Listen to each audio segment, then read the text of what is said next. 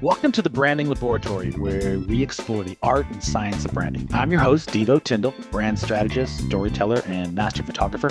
Join us as we dive deep into the captivating stories, expert insights, and practical tips to help you elevate your brand and connect deeply with your audience. Let's get started. And welcome to the Branding Laboratory, where we are diving deep into individual and company and small business brands to understand how they got started, why they got started, and the things that they're doing to make a difference in their little corner of the world.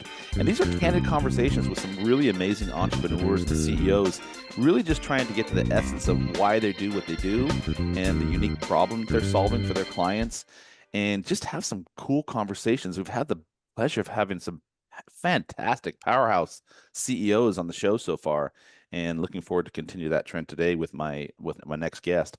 I'm Deevo. I am the Chief Experience Officer and the host of the Branding Laboratory. I am a master photographer, brand strategist, and a serial entrepreneur. And most of the guests that I bring on have similar credentials. So it's really cool to be able to have these candid conversations with people. My mission for this show is to help leaders and small businesses tell their stories and build powerful brands that resonate with their audience and connect to a larger purpose. So today my guest is Chris Miles. He is the anti-financial guru. I'm really excited to dive into to learn what that means.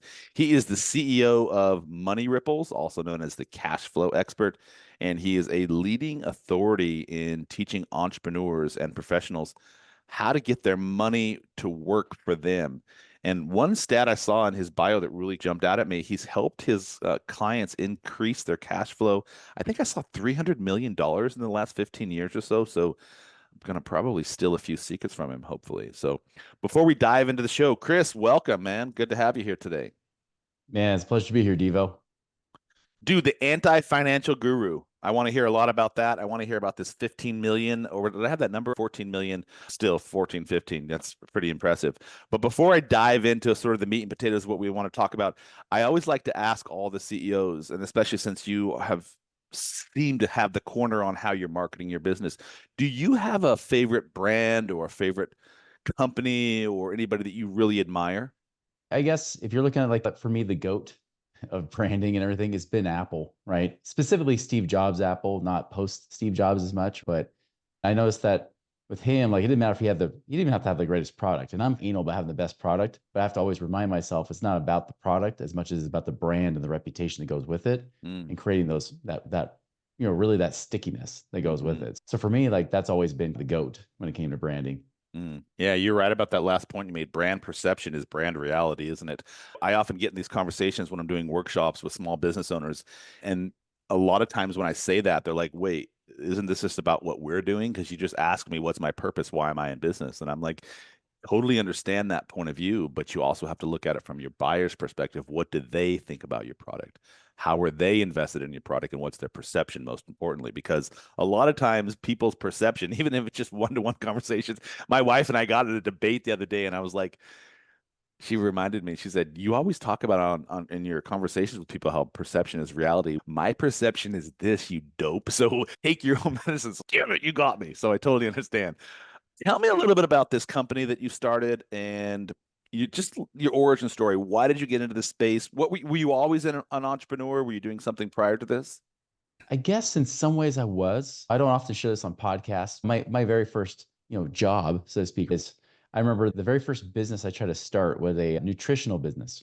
Because back in the 80s, my mom had those lose weight now, ask me how buttons because she had Herbalife that she would sell through her art gallery. So I didn't realize Herbalife was network marketing or anything. I just thought it was like retail products you sell.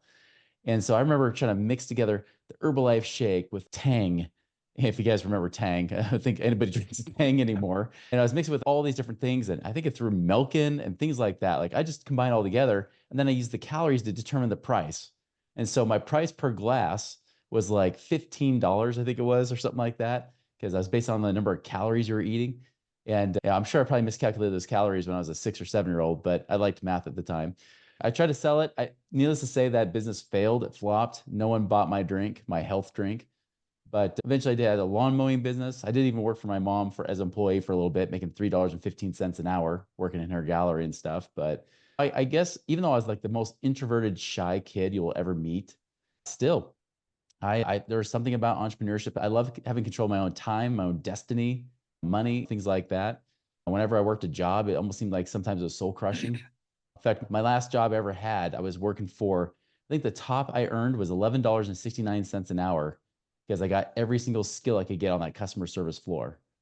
And I'm like, this is horrible. Like my 18-year-old daughter earns $19 an hour as a CNA today. This was 20 years ago that I had my last actual corporate job. And I'm thinking, man, I wish I was making 19 bucks an hour back then. We have similar journeys. I had my own lawn mowing business as well. It's amazing. I try to tell my kids some of these stories. And I hate to sound like my grandfather who used to walk uphill in the snow both ways to work, but it's funny, this sort of idea that, and I often have this conversation with people, and I'd love to hear your opinion on it. Were things really tougher for us, or were they just contextually different? We had different standards, we had different ways of doing things, we had different tools at our disposal. So when I look at my children today, while they're doing amazing things, bro, you never had to do anything that I had to do. But is that Mhm. really true, or is it just over time and space, those stories? It's like that. What's that game, Telephone, where you whisper something into someone's ear and those stories get garbled and gooked all the way by the time they get to the end? But no, but truthfully speaking, I did at 10 years old walk around the neighborhood and sell my soul to anybody who would let me mow their lawn or rake their leaves. And I was Mhm. like, at the end of my business, by the time I left high school, which I passed off to a younger dude in my school, I was mowing like 14 different lawns over the summer. Yeah. That's a pretty big deal for me, 14 different lawns. And I worked like cleaning pools and stuff. So is an entrepreneurial journey, and this is where I'm going with my question, is an entrepreneurial journey, is it necessary to have had done some of those things early on so that you get some contextual taste for it? And then you may have had a different trajectory. Maybe you went into the corporate world like I did. It sounds like you did as well. But we always made our way back to entrepreneurialism. Would you say Mhm. that? Sorry, this is a really long-winded question. I'm getting to it. Is doing stuff as a child a necessary ingredient to become an entrepreneur in your adult life? That's a great question that I haven't considered before. I think it does shape you. I really think it does. I don't think it's necessary, but I think it makes it easier Mm. for sure. Definitely, I say this generation is way different. I've got a blended family of 8 kids, and my wife and I, we're both entrepreneurs. And I know that she would love that everybody would be an entrepreneur, but I really don't believe that everybody's meant to be an entrepreneur. Mhm. It's dang hard. And it takes a lot of like self motivation and discipline and things like Mhm. that to make it actually work.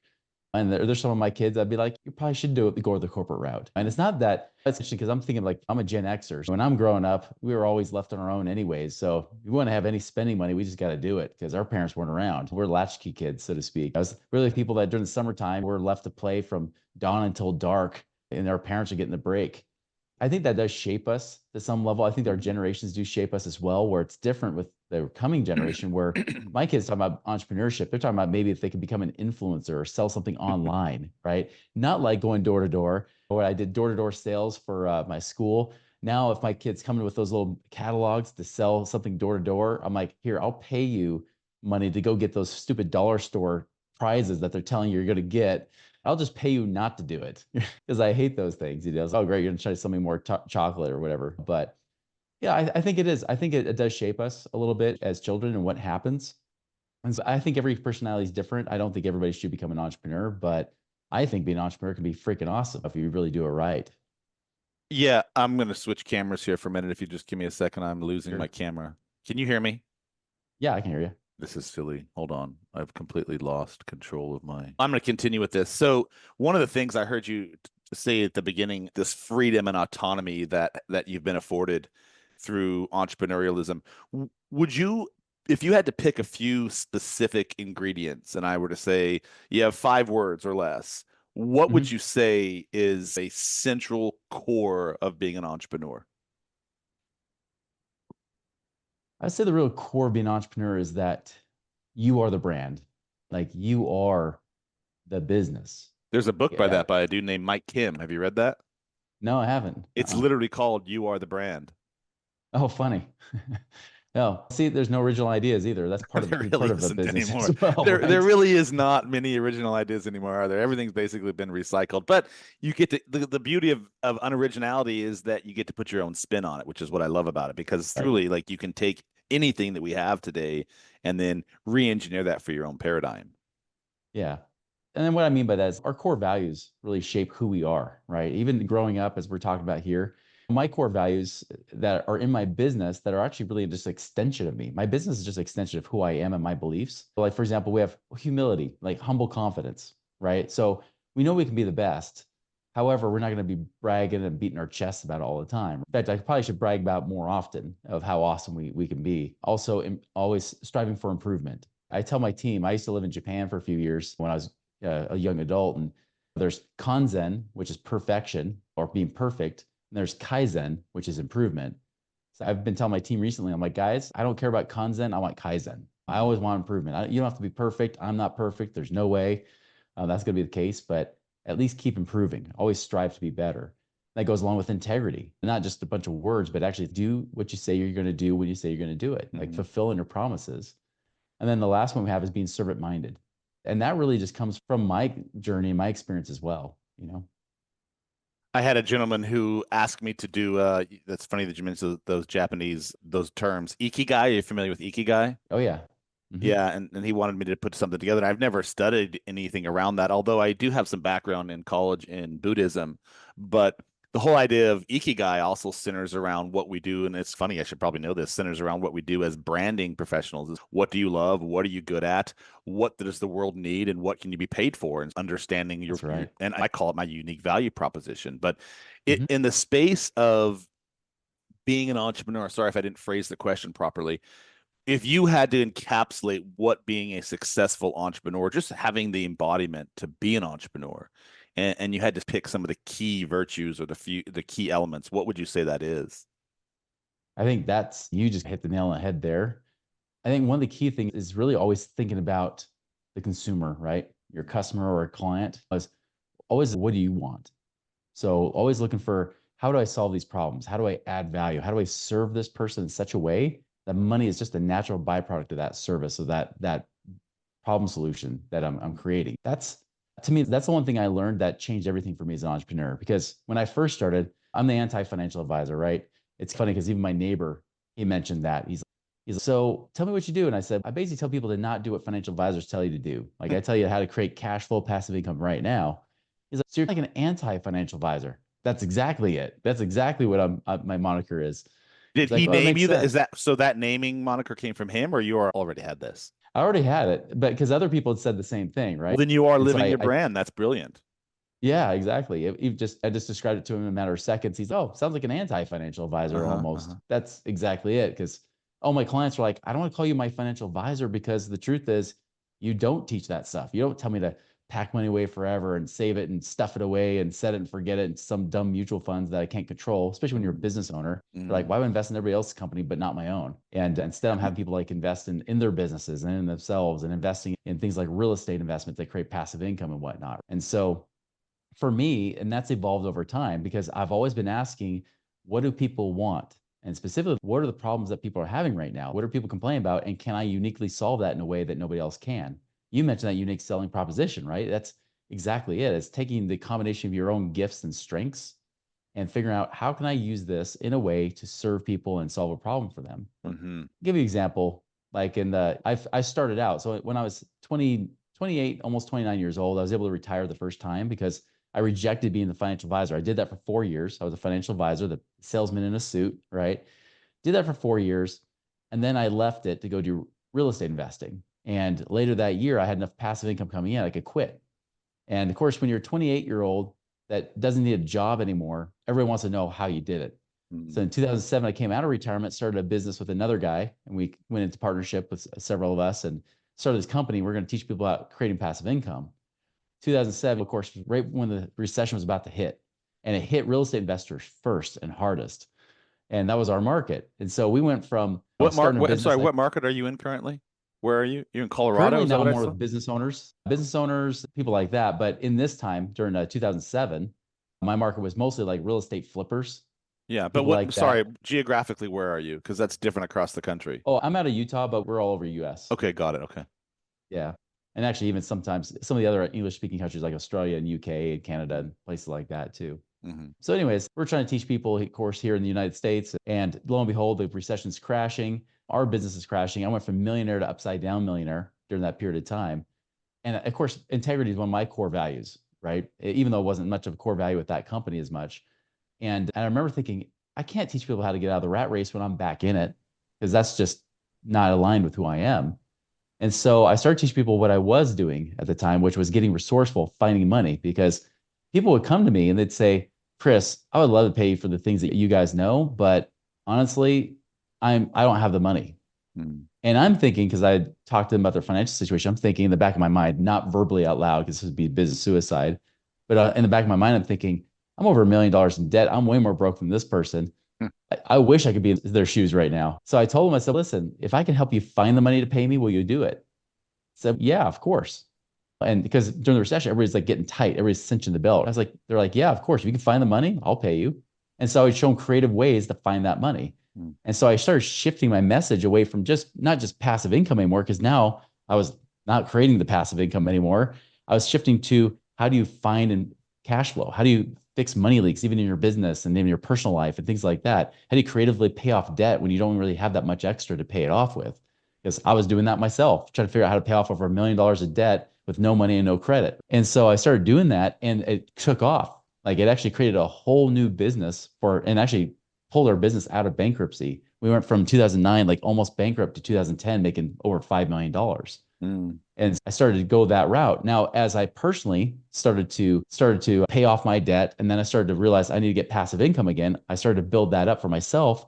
Then I started to teach that to my clients about Hmm. how do you create passive income, so that by the end of 2016, I'm personally out of the rat race, and then I'm teaching people how to do the same thing, where I'm, you know, work optional, as I like to call it, not necessarily retired, because some people want to keep working if they have the ability to stop working, and that's what I did, and so the whole point is with that success in business for successful entrepreneurs that they're always trying to problem solve.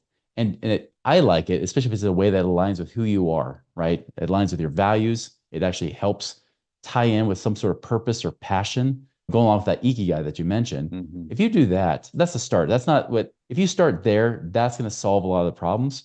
That now you still got to worry about marketing. You got to know that kind of stuff. You got to know marketing and branding. You got to know the difference between that and sales. You got to understand some of those basic things as a CEO, right? Because really, CEOs got to speak the language of all departments in your Yeah. business too, if you're going to be that visionary or CEO. So there's a lot of things you need to do. But I've noticed that as a successful entrepreneur, if you start core, first and foremost, what problem am I really solving Yeah. versus just, I want to start a business. Like I get some young kids that tell me, like, I want to start some business.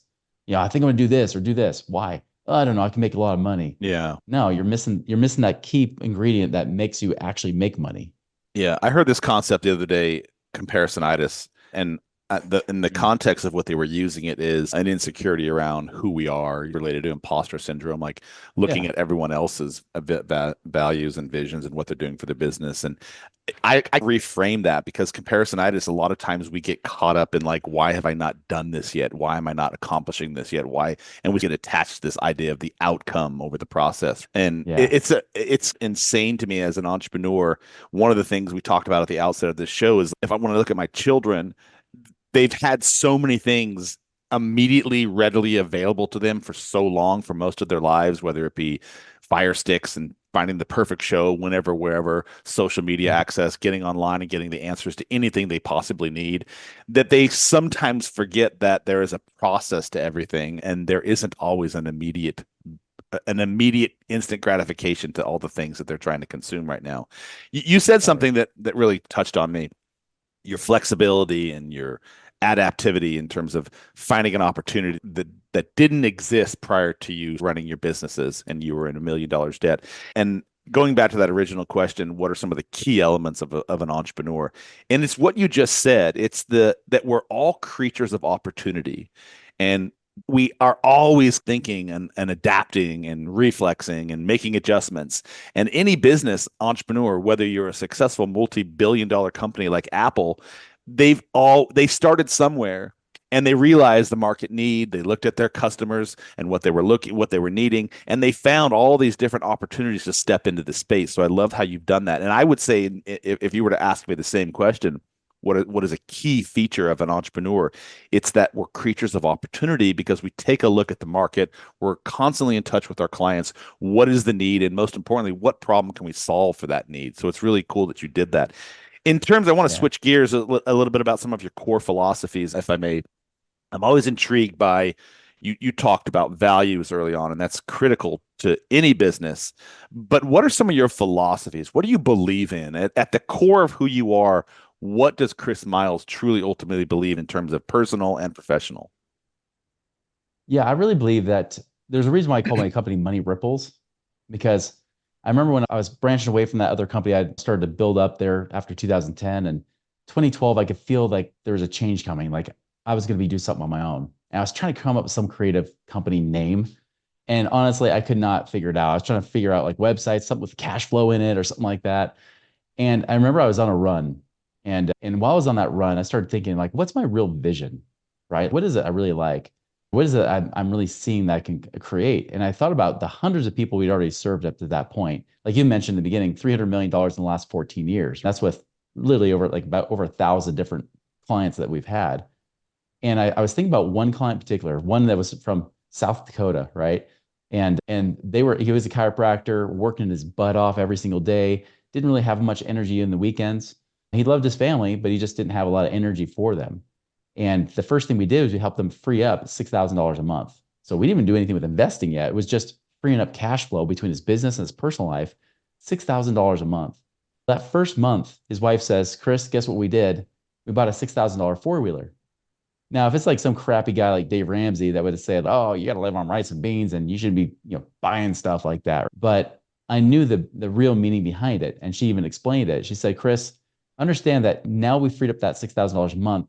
He doesn't feel the need to have to work sometimes into the weekends. Now he's taking the weekend off. He can relax. And that four wheeler, we're now taking every single weekend. He's taking my kids out. He's going out four wheeling. I've got my husband back, and my kids got their father back." And I started thinking about that. What does it do for him and their family, right, at the core? But then how does that even translate outside of them, like the community and ultimately across the world? And that's where that title popped in my head was Money Ripples, right? Which I was pretty pleased because I was looking at like Cashflow, whatever on the websites. It was like 10,000 bucks to buy that website. But then Money Ripples was $7.95 on GoDaddy. I was like, this is awesome. I'll take it. And that's really it. It's like the ripple effect you create because as you're prospering financially, you have a greater capacity to bless the lives of others. And sometimes people ask me, like, why do you keep doing what you're doing? Why do you keep going to work? You don't have to. You have a 40 or 50,000 a month of passive income coming in. You don't need this crap of being an entrepreneur because being an entrepreneur does have a lot of crap that goes with it, right? Mm. And I'm like, that's not the point. This is literally like my megaphone. This is my ability to express. I feel like God has given me this great ability, this ability to really bless people's lives. And yeah, I can live quietly with my own family. But in my opinion, my personal opinion is how selfish is that of me just taking care of my family? Somebody would say, oh, I'm not being selfish. I'm thinking about my kids or whatever. No, screw that. That's just the beginning. Who else can you bless because you're in that space? And that's So what I'm trying to do is liberate other people so that they can actually create a ripple effect in their lives too. And that's why even my podcast listeners are called ripplers, right? Because they're out there not just trying to get rich, but live a rich life and bless more people as they're blessed Mhm. financially. Would you say that's one of your core philosophies is this pay it forward concept? You have figured out Absolutely. the keys to something, and so you have a personal obligation to pay it forward. Absolutely. That's where that service mindedness, it comes back to those core values, right? That come through my Mhm. business, but it also goes into it's just part of who you are and really striving to be the best you can be in this world. Mhm. Even that humble confidence. What are you doing that you can bless others' lives? Because maybe that financial freedom, it could allow you to be a better business owner. Because I know I Mhm. make more money in business when I don't need the money versus when I'm desperate for the money. Yeah. I don't know if you ever had that commission breath whenever you go to someone networking event, you go see those people, they're throwing business cards at you. Call me. Oh, I'm not going to call you. You're like desperate. I can smell the reekiness of desperation off of you. I would not do business with somebody who's that desperate. Yeah. But when you I read show up a on, I read a quote, sorry to interrupt. I read a quote in that vein that which we resist always persists. And I've Yeah. always loved that because we focus so heavily on trying to accomplish something or receive something or make something or get something. Or my daughter right now, she's struggling with her first 48 hours at school, and she's a homebody and she's missing all the things that she had. And she's like, I haven't met any friends yet. And I'm like, honey, you've been there for 2 days. What do you expect is going to happen in 2 days? And she's always focusing on this immediate gain on something. And I'm like, every time you focus on like really trying to hardly like you're resisting it. You're actually resisting it. Stop pushing. And one of my favorite quotes, the Tao Te Ching. Have you ever read the Tao Te Ching? He's be like water. He's Yeah. Lao Tzu is his name, and he wrote it's Yeah. like 2,500 years before the Bible. It's been dated, and he has all these like amazing metaphorical statements that he makes. And one of my favorite one is just be like water. Water doesn't force its way; it just finds its way. It finds the nooks, it finds the crannies, and just live your life like water. And I always love that. Yeah. And water always wins, right? It always persists. It can cut through the Always, hardest of objects yeah. with persistence. And I know that's one thing for me as a business owner. That's a key. I think that's one of the essential traits of an entrepreneur is having that ability to persist, to keep Mm, moving forward when yeah, others would quit. yeah. What would your people say about you if you were in a crowded room and you just finished delivering a keynote or you just finished working in the room and having a conversation and people really got to hear the crux of who Chris Miles is? What would they say about you when you walk out of the room? They would say, I did not expect that. Probably. Usually what I hear people say is just, he's just a normal guy, right? Even though I could beat my chest about being a multimillionaire, all that kind of stuff, I don't. Like the way I'm talking like you with you here is the same way I talk to people personally one-on-one, right? Mm, The same thing I do presenting in front of a room is the same way I talk to people when there's just the two of us at lunch. And in fact, I even had somebody, we went to lunch and he said, I did some digging in you before mm, I hired you. He said, I actually asked one of your clients, I said, tell me about Chris. Is he really the way he is? Because he seems like obviously he's smart. Obviously, it seems like he teaches things very simply, which they always love. Like, but is this guy the real deal or is he just selling me crap? And they're mm, like, no, which is what you get with him. mm, And he's now I've been out to lunch with you. I can legitimately say that he was right. Like, you are exactly who you say you are. mm. And that to me is huge because I always felt as a teenager, especially an insecure teenager, I always had to adapt and become like somebody else. I compare myself to like Ferris Bueller in some ways. Like Yeah, Ferris Bueller would adapt and like every group would love him because he would just adapt to that group. And yeah. I could do that. But then I realized like I can still be somebody that they could be like that, but still be authentically who I am and just Mhm. be me. And You mentioned that that that to me is like one of the best compliments I could ever get. you mentioned that you were an introvert. I think you're not as much an introvert as you think. You're more of an ambivert. Have you heard that term? Oh yeah. Yeah. Yeah. Like I tell people I'm like an extroverted introvert, you know? Yeah, I'm an ambivert, just like you. I love the opportunity to be able in front of people and speak to people and talk and all the things. But man, I got to recharge right afterwards. I need it. It's time. It's Yeah. vampire It's like time for me. I need to go back in I'm my out. box. Yeah. I like to do a little segment if you're okay with it in the branding Yeah. laboratory, and I take questions that I've received over my LinkedIn or my Instagram for the show specifically. And I have a question here from Chris.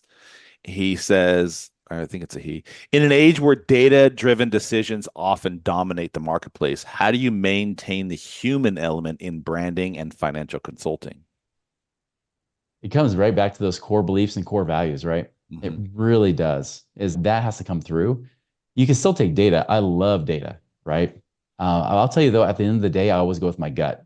You know, what feels right.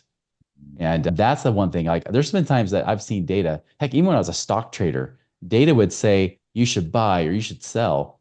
But if my gut, my little warning bells would go off saying, "Don't you buy that? Something doesn't smell right," I wouldn't. And that would usually trump the data, and it usually end up being right.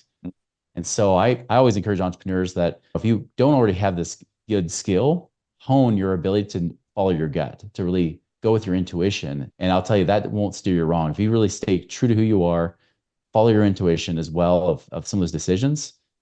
Data, although it's good, it can help verify things. At the end of the day, it may not matter.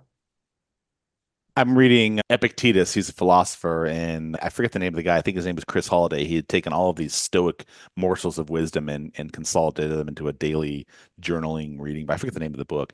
But he said something in a recent one that I read last week, and it was centered around trusting your gut and intuition.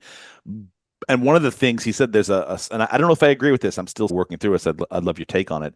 He said there's a fallacy in trusting your gut because sometimes your gut is based upon your context because you're mixing up your gut feeling for your learned behavior and you think they're one and the same, which Mm. I'm paraphrasing.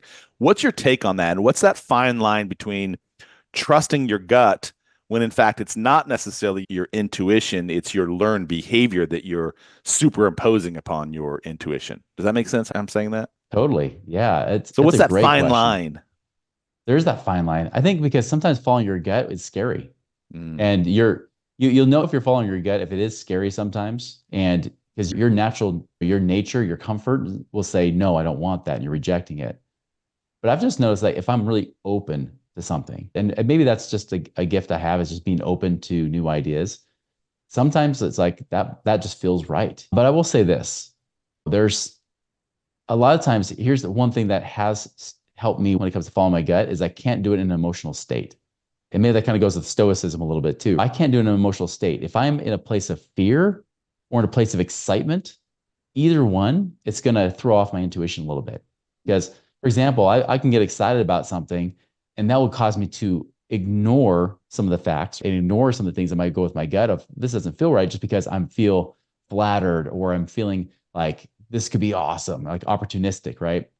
And vice versa. If I'm feeling fearful, which obviously, especially if it starts contradicting with the things I'm comfortable with, if I get out of that fearful state and just get into a place of relaxation and just let it go, and it might take a couple of days, but if I can get to that place to say, this still feels like the right way to go, then I go with it. This is why I don't buy in the back of the room. I don't buy now. If you don't buy it today, you're going to lose out. I'm like, I'd rather lose out than lose out completely because if mm, I have to wait a couple of days and pay more money, it's worth it. mm. Because for me, like in business, if something still sticks with me after a few days, if it's presented to me, it's a new idea, maybe it's uncomfortable, but then it keeps coming back in my mind, then I'm like, you know what? There might be something to this. I probably Yeah, should pay attention. yeah. My grandfather always said, if it costs more than $100, wait 24 hours. Huh? I always thought that was a nice sage piece of advice because you have this emotional buyer pattern where you feel something, whether you saw somebody else wearing it or you saw somebody else using it or a commercial on TV Mm-hmm. was advocating for it. And he always said if it's more than $100, wait 24 hours. Going back to that Epictetus thing, I love reading the Stoicism stuff because it really makes you ponder and think about your reactions. Because one of the things that he went on to say in that is examine your gut feeling, this spirit, this instinct, this intuition through the lens of reason and virtue, which I really love how Mm. he's pulled that together. Because if you think about virtue or your values, what are you aligned with? Is it in Yeah. alignment with that, first of all? And pragmatically or reason, are you just responding emotionally to something? And so it's really important to take that lens in everything you do. And I try to do that. I don't always succeed at that. But we were talking about blended families in the beginning and how these children that we've now inherited have this completely different upbringing and style and context and like how they've been taught to deliver. And I always have to remind myself, and this is the same thing in business and branding, is like you have to look at it through the lens of your buyer. You have to look at the situation through the lens of somebody else. You can't always just assume that you have the answers to it. So that leads me to my sort of, we're coming to the end of the show. If you had to take a sort of a stab at what you do and why you do it and how you do it and the unique value proposition that you bring to the table that separates you from all the other people who are doing the same thing you're doing. And we'll call this your 30-second elevator pitch. How would Chris Miles represent himself in that capacity? Yeah, I believe the best mentors are those that have been there, done that, and still doing it today, right? Because you get a lot of been there, done that people, but they're not really doing anything today. Like they're always like talking about like Uncle Rico passing that football over those mountains in freaking Napoleon Dynamite, right? It's like that. But Dude, what we really do is you dropped Uncle Rico and Tang in this podcast in less than an hour. You win the award for the most perfect references that I completely align with. Dude, I have to talk about Tang in a second. So sorry, get back to Uncle Rico. I just didn't want to forget that. yeah. So, like I said, been there, done that, still doing it today. Like you want to know that somebody is mentoring you is actually like they're that laboratory like you mentioned. Same thing here is when we do it, we actually work with people one on one to help them create a passive income game plan. Not the same old crap that financial advisors teach you to save it for 30, 40 years to maybe never get those results ever or live a meager life in retirement. It's like, how do you actually create that financial freedom now so you can do what you love with those you love and actually do it in a way that allows you to have that freedom and time freedom to do whatever the heck you want and become work optional. And Mm, that's ultimately what we really help people do is you get to become work optional. You get to figure out how you play a bigger game in the world because you're free. You're not mm. limited to all the financial restraints. It's interesting in terms of the marketplace we live in today as entrepreneurs because we have access to what is there, 7.5 billion people on the planet? Is my numbers right on that? Yeah. 7.5 billion people. Yeah. And the amount of opportunity we have to share this mantra or this message or this pay it forward concept that you're bringing to the table. It's crazy to me how many people that I encounter on a regular basis either have this imposter syndrome or this comparisonitis that we talked about, and they're just afraid to step into the marketplace because they're like, why me? Why would Mhm. anybody listen to my 2 cents? And so one of the purposes of this show is to enable people to have a platform, and we're not a huge platform, but we've got a few listeners here and there, enable people to step into a platform and talk about what they do. And in the words of the thing hanging over your right shoulder, live your life now, not tomorrow. And I don't mean to be cliche to close out the show, but how many times do people have really good ideas or have really nice wisdom or really cool insights and they Mhm. just don't share it with somebody, or they're sharing it because they have an ulterior motive? And so if there's any one message I've learned through the few years I've been on this planet is if you have a gift, if you're good at something, if you have an opportunity to make somebody better, if you have an opportunity to connect with a larger audience and share something, even if it's just one person, you have a moral obligation to do. And I stand by that until I'm blue in the face.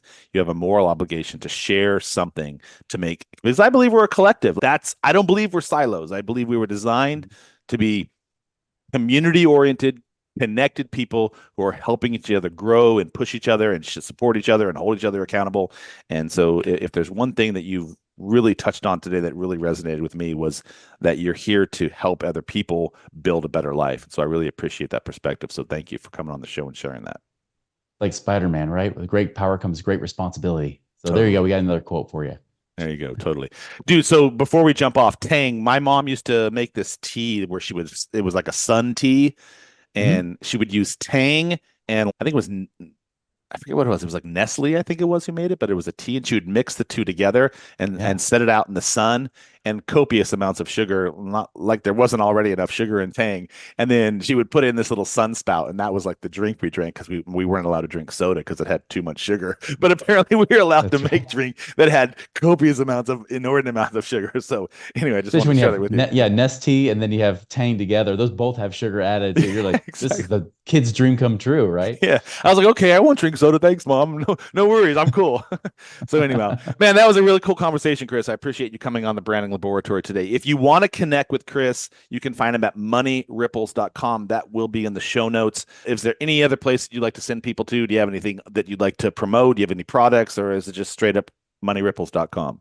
Yeah, that's a great place to go. At Money Ripples is our social media handles for everywhere on social media. And then also we got our Money Ripples podcast that we have on YouTube, iTunes, wherever you go to consume podcasts. That's brilliant. So thank you. We covered some really cool points today, and I recapped it, but there was a one central takeaway for me is that, and tell me if I'm saying this in the correct way, but I think a lot of times people see money, and I was guilty of this for many years. It's a one-to-one relationship. You buy something, you make something, or you invest in Mm. something, you earn something. But there's a lot of different tentacles associated with that. And so you call it passive income.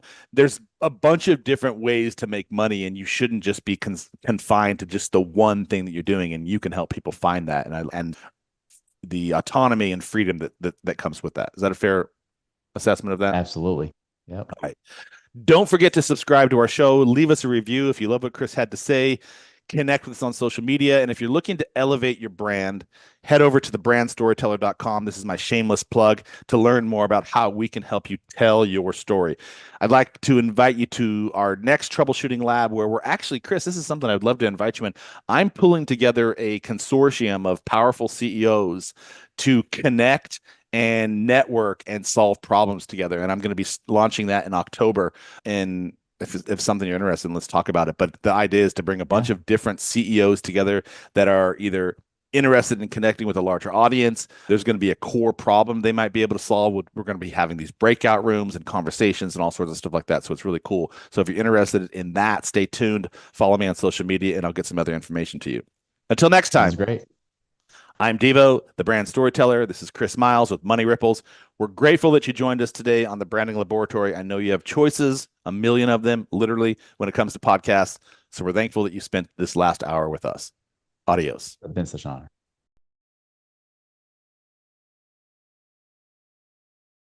Thanks for tuning in to the Branding Laboratory. If you enjoyed today's episode, be sure to subscribe and leave a review. Connect with us on social media for more branding tips and insights. And remember, your story matters. Until next time, keep building and sharing your unique brand story. I'll see you soon.